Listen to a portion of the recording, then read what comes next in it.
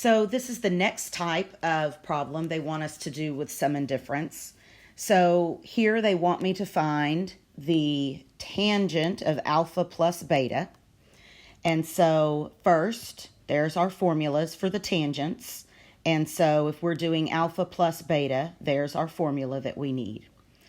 But when they give us the information the way they have, in the last two types on that previous video, they were unit circle values. These aren't, and when it's not a unit circle value, we draw a triangle.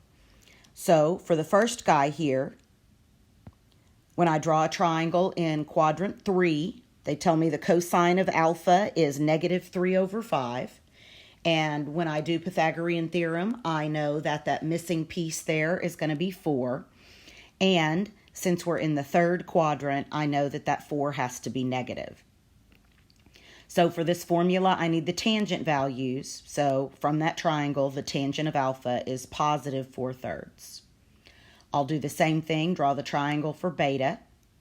So if the sine of beta is 4/5, the missing side is 3 by the Pythagorean theorem. It tells me I'm in quadrant 1, and the tangent of beta is 4/3. So then, tangent of alpha plus beta, I'm just filling in my formula. In that first video, I went ahead and wrote it out. This time I didn't. I just put the values in immediately. And then here you can see, like I said at the very end of that last video, that we end up with the compound fraction. So just to avoid confusion, I went ahead and changed it to horizontal division. Let's look at another one of those. So same type of thing here. This time we're finding the cosine of alpha minus beta. So there are my formulas, and there's the one I need. So for both alpha and beta, I need cosine and sine. So again, I don't have unit circle values, so I'm going to draw a triangle. So for my first guy, the sine of alpha is 5/13. My missing side is 12 by Pythagorean theorem. But I'm in quadrant 2, so that 12 has to be negative. So there's my cosine and sine values for alpha. Then I'll draw the triangle for beta. We're in quadrant 3.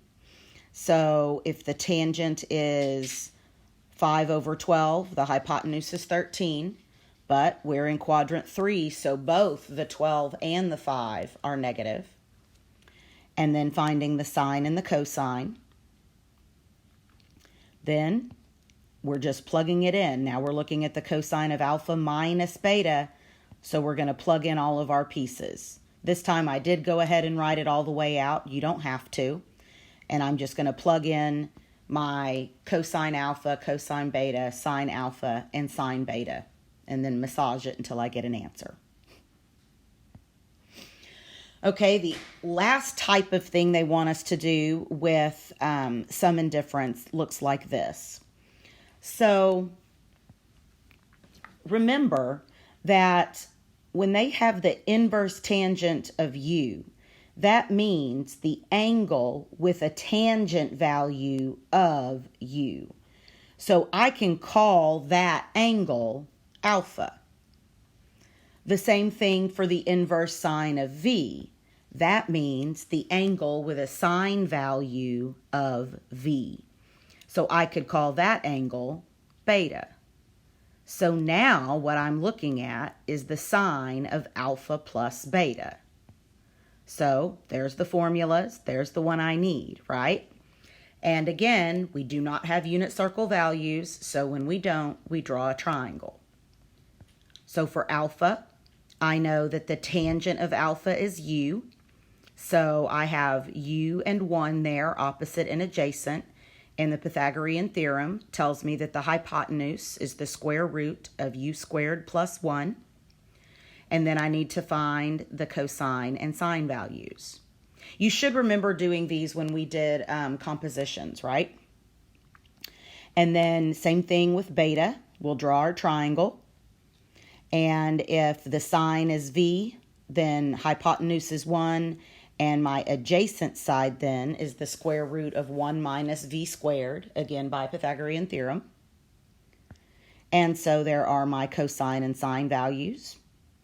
So these are going to be kind of ugly. There's not really going to be much that comes together. Here's our sine of alpha plus beta, all written out. Plug in the values and put it together as best you can. And again, these will look kind of wonky like that. All right.